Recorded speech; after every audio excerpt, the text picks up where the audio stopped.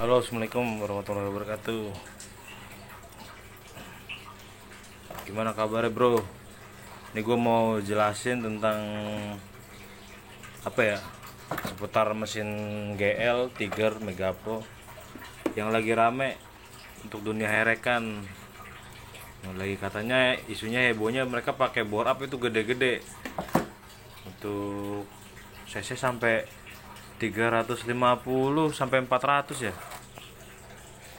Nah, ini gue juga lagi belajar sih, masih sharing-sharing, masih tahap proses juga nih. Punya orang kita lagi paketan kemarin, punya kawan dari Medan mesinnya. Jadi buat langsung aja ya gue jelasin ya. Jadi untuk rengkes ini kita pakai rengkes kiri, kita masih pakai Tiger. Rengkes kirinya masih rengkes Tiger. Rengkes kanan kita pakai Jaguar. Jadi rengkes Tiger di malam packingnya nih, packing aslinya nih kan, packing aslinya dia nih kita mal pakai packing rengkes Jaguar bro. Jadi ya patokannya dari sini nih, jangan dipindah nih lubang aslinya ini. Jadi kita ngambil lebar ininya aja, kita buka lagi. Nah ini tulangan ini asli nih masih punya bawaan Jaguar nih. Jadi dari sini tuh nggak kelihatan terlalu banyak las-las dia, jadi nggak kelihatan rengkes itu cor-coran. Nah untuk tiang ini udah jelas pasti berubah lah posisinya di sini nih. Nah kalau ini masih tetap aslinya dari bawaan rupanya Jaguar, jalur olinya pun masih aslinya. Nah ini borap ini gue bikin ini diameter 81. Nah ini boring ini 80. Gue pakein piston diameter 76. Cuman stroke-nya belum ketahuan nih, jadi mesti ngemal-ngemal dulu, mesti belajar. Nah otomatis kan kalau misalkan kita rubah blok dari sini nih, ini otomatis jalur oli ke blok ini pasti pindah semua. Pasti yang lain pada bingung nih gimana cara biar nggak pindah jalur oli, ya kan? Kalau misalkan kita bobol boring segini gede, pasti jebol dia tuh baut tiang semua. Sekarang kalau misalkan kita rubah, kita tanam langsung, itu pasti boring tuh keluar di badan ini, di badan sirip sini nih, pasti dia keluar kalau boring gede. Nah jadi gue kemarin dikasih tahu sama apa ya, sama tukang bubut. Jadi ya sharing-sharing aja lah gitu, belajar bareng kita, apa sharing gitu, nanya-nanya gimana biar baik bagusnya gimana. Jika masih tahap percobaan. Jadi di dalam blok ini sebenarnya ditanam lagi aluminium bro. Nah jadi misalnya blok ini kita jebol nih, posisi liner boring kita ambil semua sampai habis. Liner boring kita ambil semua sampai habis nih, kita jebol semua sampai kelihatan tulang. Otomatis sirip ini nanti bolong dia. Sirip ini kelihatan, nanti tembus dia nih, keluar semua sampai batas bibir dinding sini nih, ya kan? Pasti hampir sobek kemarin nih. Apalagi kalau untuk boring-boring diameter sampai rekesnya dibuka sampai 85. Sebenarnya bisa-bisa aja sih, tergantung tukang bubutnya. Pasti kan di sini ada perubahan lagi, geser tiang ini juga geser, ini juga ditarik ke bawah, ini ditarik ke atas, ini tarik ke belakang pasti. Nah ini gimana caranya? Jadi ini blok standar ini lu dijebol dia. Nah ini kalau mau lihat nih asli kelihatan dia tuh di dalamnya aluminium. Jadi blok ini gue jebol abis semuanya, dijebol sampai siripnya, tulangnya ini kelihatan nih, tembus di sini nih dia. Sorry nggak kelihatan bro. Ini kalau ini dia sampai jebol nih tuh. Ini aluminium nih dalam nih. Jadi blok ini gue tanamin aluminium apa? Pipa. Diameternya 100 berapa kemarin? 112 atau berapa? Jadi gue jebol dulu sampai bolong, ya kan? Kelihatan siripnya, tulangnya tembus semua. Nah, ini gue tanam nih pakai aluminium nih. Tanam pakai aluminium di bos, ya kan? Nah, udah masuk aluminiumnya, baru aluminiumnya itu dilas. Aluminiumnya kita las, jadi di badan head ini, di pala ini, di atas nih kita las. Las udah semua udah ketutup ya kan.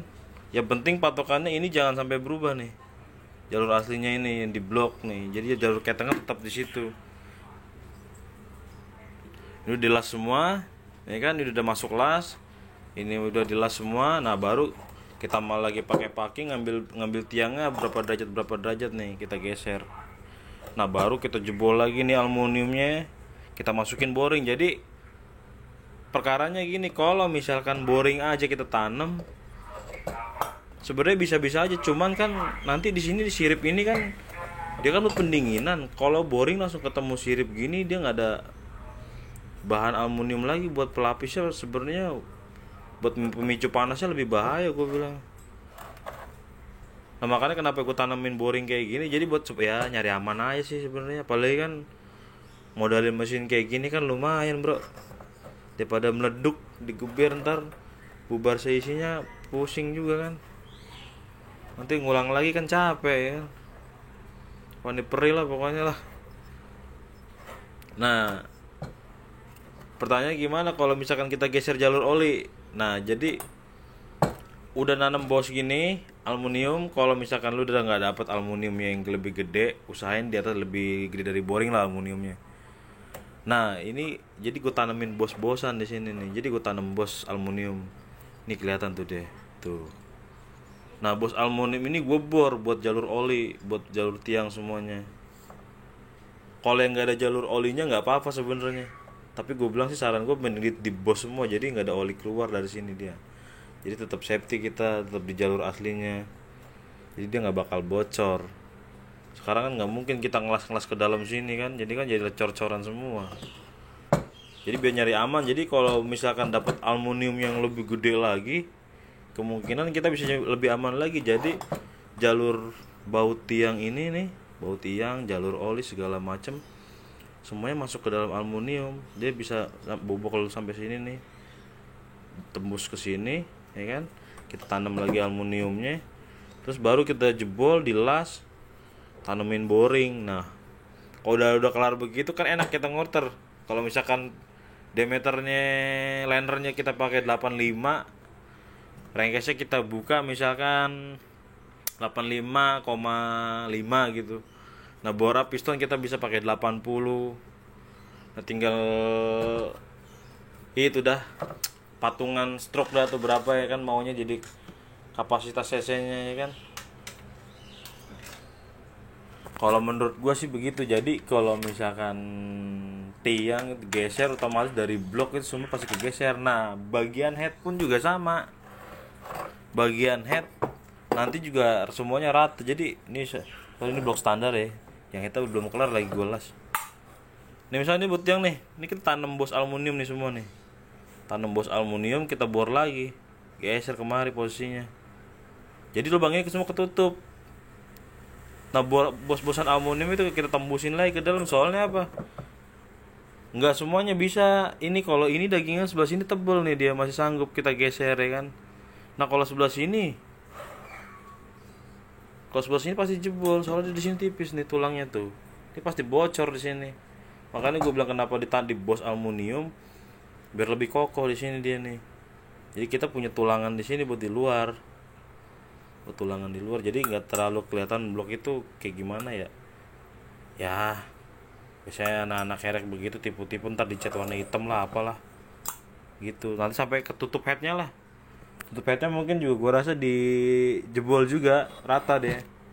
Ini kalau yang nggak mau terlalu kelihatan sih sebenarnya dibor serong gitu kan, ada yang ujungnya ditekuk doang gitu kan, gue bilang kayaknya kurang gimana gitu, kurang rapi lah. Nah ini rengkes juga udah pros nih 81.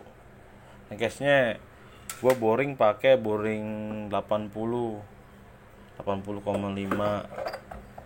Piston pakai 76. Nah kalau piston kita relatif ya, mau lu mau pakai CBR mono, CBR 250 yang single engine tuh yang mono, atau lu pakai punya Kawasaki KX, cuman kan beda di pen. Ya kita bermasalah di pennya terserah lah, mau di bos, mau di perbos pen, atau stangnya kita mau pakai stang CRD juga nggak jadi masalah. Yang penting nyesuaiin Sini sunshine pan-nya segala macem lah. Oke, segitu aja ya kabar dari gue. Nanti besok gue upload lagi video berikutnya. Sekalian pada video kita lagi kita hidupin deh mesinnya. Soalnya juga nggak enak, udah lama juga nih mau buru-buru dihidupin, mau gue kirim ke Medan bro. Gitu. Thank you ya bro. Sama-sama nih. Assalamualaikum.